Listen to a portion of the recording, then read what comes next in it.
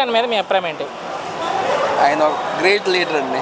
Great leader. ఒక మాట కోసం నిలబడి ఇంత దూరం ప్రాసెస్ వచ్చేదంటే మామూలు విషయం కాదు.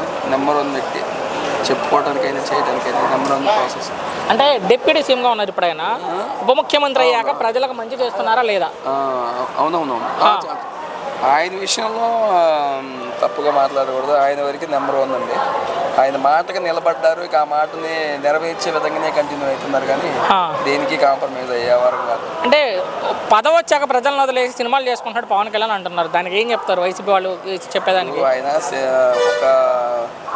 ఒక హీరో ప్రాసెస్లో ఉండి ఇటు ప్రజలకు సేవ చేయాలనే ఉద్దేశంతో బయటకు వచ్చి అతను చేసే ప్రాసెస్ అతను చేసుకుంటున్నాడు. అటు సినిమా వైపు ప్రాసెస్ చూసుకోవాలి లైఫ్, ఇటు ప్రజలకు సేవ చేయాలనే ఆలోచన ఆయనది.